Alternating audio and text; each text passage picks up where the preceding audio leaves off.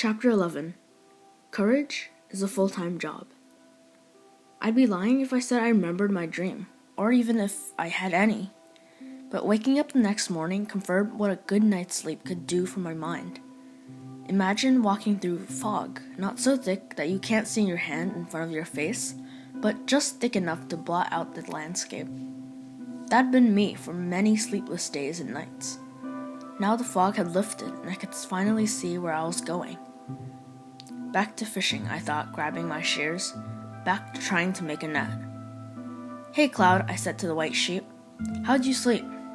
Do you sleep?" "Apparently I do, and it's gotten the wheels turning." In fact, I snipped off 3 fluffy cubes. I was thinking that the only piece of the missing net puzzle is more wool. Spying Flint a few paces away, I was relieved to see that his, or her, beautiful black coat had grown back. "No problem if this doesn't work," I said, shearing off 2 more soft dark blocks and carrying them all to the far side crafting table, because I just woke up with a backup plan. Less than a minute and several wool-on-wool combinations later, I saw that the fishing net idea was out. "And that backup plan is," I told the sheep, "drumroll please, a fishing pole." "Bah," said Flint, who went back to eating grass. "I know," I said. "Duh, the most obvious tool. What a difference a few Z's can make." Crafting a quartet of sticks, I placed them and the wool on the crafting table. While mixing and matching, came up with nothing. My recharged brain was already on to a backup plan. "So, wool doesn't work," I said, reaching for the length of spider silk in my pack. When that didn't work either, I moved on to my next logical step. That's when my enthusiasm cooled. "Maybe this world just won't let me make a fishing pole," I warily told the sheep. "And I'm kinda hoping that's true." An icy ball began growing in my stomach. 'Cause if it's not, then the only other option is getting another length of spider silk. Moo. The sound made me jump. "Don't sneak up on me like that," I told Moo angrily. "Moo," she retorted, telling me not to change the subject. "It won't be that dangerous," I said, holding up my bow. "We know that they're docile in daylight, so if I pick one off at a safe distance..." She snorted. "I gotta try," I protested, holding up a handful of zombie flesh. "I can't keep living on this stuff." "Moo," argued the cow, reminding me about the garden. "Well, that's still a long way off," I said, "and we still don't know if I can eat it." "Moo," questioned Moo, seeing that I wasn't telling her the whole story. "No, I guess it's not just about food," I admitted. As thoughts and feelings rose from deep down in my gut, it's about courage.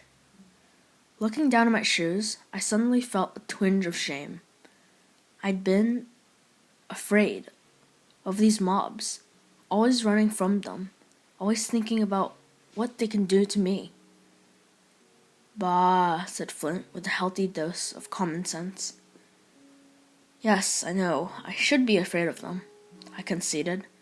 "If I wasn't, I wouldn't be alive. I get that fear is a survival instinct, and I don't ever want to ignore it." I looked down at the bow again, then up to my friends. "But I can't be a prisoner of it either. I need to know that if I have to fight, I can. That I can control my fear instead of it always controlling me." I motioned to Disappointment Hill. "If I don't, I'll be cowering in a hole forever. And that might be surviving, but it's not living." Moo let out a low, resigned moo. She knew that I was making sense. Even that sense put me in harm's way. "Yeah, you're right," I answered, looking at the late morning sun. "I wish I had come to this conclusion last night. At least then, I could have found a spider in the first thing this morning, instead of having to wait for one tomorrow." Nothing was worse than waiting, counting the seconds, drenched in anxiety. Do you know the difference between anxiety and fear? I didn't until that day. Fear is a real, present, right-in-your-face threat. Anxiety comes from a potential, or in this case, future threat. Fear can be conquered. Anxiety has to be endured. And that's what I did. Walking around the island, talking to Moo or the other animals, going over my mind how I killed the spider, all while enduring wave after wave of mouth drying, jaw clenching anxiety. At the crest of these moments, like waves on a stormy sea, were thoughts that I'm still a little reluctant to talk about. There are thoughts of backing out. The garden will be ripe soon. Zombie flesh isn't so bad. There's no proof whatsoever that this world will let you make a fishing pole. These were only some of the excuses I came up with to try to justify staying safe. As the day wore on, I could feel my nerve cracking, my will starting to give way.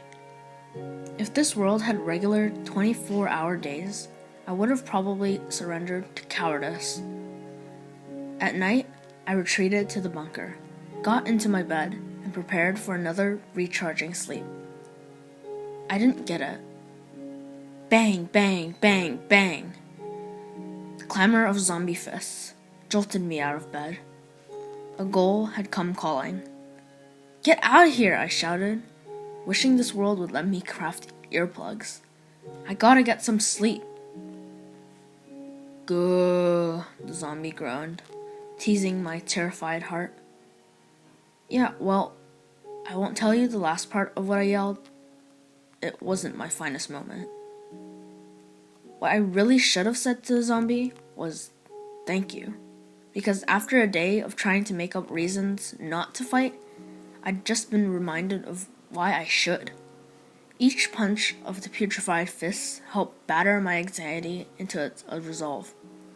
If I didn't have to save my only arrow, I growled at the grumbling ghoul, you'd be a midnight snack. By dawn, I was more than ready for a battle. I watched the sun burn my would-be home invader into a smoldering chunk, which I washed down with a bucket of Moo's finest. No more waiting, now or never. Bow in hand, I marched out the western door, and stopped short at the sight of a spider, sitting just within the shade of the woods. Now or never, I whispered again, creeping slowly across the open, exposed field. The arachnid didn't notice me, or, true to my theory about daylight, didn't seem to care. It even turned away as I inched to within a dozen or so blocks. Heart pounding, skin tingling, mouth dry as sand, I drew a short breath and drew back my bow. The arrow rocketed skyward, dunking down into the spider's bulbous body. And it did not die. Shh, rasped the 8-legged killer, eyes whipping around to lock squarely on mine. Oh, I gulped. I sprinted back to the safety of the hill. Hisses rang in my ears. Cold, jagged fangs ripped down my back. I fell forward, stumbling, gasping, running for my life as more bites tore at my exposed flesh. No amount of adrenaline could push me past the slicing fangs. No amount of hyper-healing could counter their continuous blows. A third strike knocked me against the side of the hill. I kissed dirt, felt my front teeth crack, and saw that I'd never make it to the open door. Sp! Hissed the exultant arachnid, crouching for its final leap. Enough! I shouted, grabbing the stone axe from my belt. I spun, swung, and caught my attacker in midair. Crude stone slammed into crimson eyes, throwing the spider back and buying enough time to run. Only, I didn't run. I charged. Snarling like a zombie, I struck the spider again. It hissed. I hit. It leaped. I chopped. A final rasp, a puff of smoke, and my first stand-up battle was over. and to the battered, tattered victor went a length of thin, white silk. "Moo," called my congratulatory friend, along with a few celebratory baas. "Thanks, but," I huffed, grabbing the sticky twine. "I just hope it works." Slouching painfully to a crafting table, I placed my sticks and string. I coughed as my hyper-healing tried and failed to rejuvenate me on an empty stomach. Gotta work. And it did. 3 diagonal sticks and 2 vertical lengths of silk later, I was showing off my new invention to Moo. "Look," I cried, then collapsed into a hacking fit. No more zombie flesh." My creation looked pretty much as you'd expect. A long wooden rod with a short line at the end. The crafting table had even given me a hook and a little red and white mini square bobber. At least I thought it was a bobber. It suddenly occurred to me that I had no memories of fishing. I must have seen the bobber in pictures or heard it from somewhere else. That's probably why I hadn't considered another important fishing aid until now. "Don't hooks need some kind of bait?" I asked Moo nervously. "Or a lure?" "Moo," responded the even-tempered cow, reminding me that I didn't need to attract the squid to catch it. "Right, sorry," I said as the flash of panic subsided. "I just need to cast out and snag it, which means I better practice snagging." Hobbling over to the north shore, I whipped the hook out to the sea. "I'll say this for spider silk," I told Moo. "It sure does stretch." I was about to pull in my line for another practice cast when I noticed the water bubbling. To be more specific, I saw little mini squares of water popping up on the surface all around my bobber. "Was it always this way?" I asked Moo. "Did I just not notice it before?" Moo's response sounded like, "What do you think?" "Couldn't be," I answered. "It's gotta be because of the hook." "But why?" I couldn't see any squids around. I couldn't see anything except water and that new trail, I yipped as a V of bubbles appeared off to my far right. "What is it?" I asked nervously. "What should I do?" All the fear I'd faced with the giant spider suddenly came rushing back. Was that a squid far below the surface? Or even a bigger mama squid? Or some giant sea monster I hadn't even seen before? Was it about to grab my hook, pull me in, drag me into its tooth-filled... "Be brave," called Moo, forcing me to stand my ground. "Think of all the fear you've conquered, all the anxiety you've endured, to get to this point. Don't throw it all away now." "You're right," I hollered, amazed at how much wisdom she could cram into one simple moo. "Courage is a full-time job." The water splashed, the bobber sank, and I felt a strong tug on my line. I yanked back hard, expecting to see some subsea behemoth exploding up at me. Instead, a little bluish-gray creature, about the size of my hand, flew out of the water and into my belt. "A fish!" I exclaimed. "There's fish in the sea!" I didn't worry about why I couldn't see them, or how this one had been attracted to my hook. Immediately, I chomped into the soft, smooth skin, and was immensely relieved that my mouth and hand cooperated. "Moo," called Moo, halting my chewing and reminding me of the dangers of raw food. "Right," I said. "Sushi's great, but we don't know if this is sushi-grade fish." Limping back to my bunker, I was relieved to see that the furnace also complied, filling my room to an enticing, familiar smell.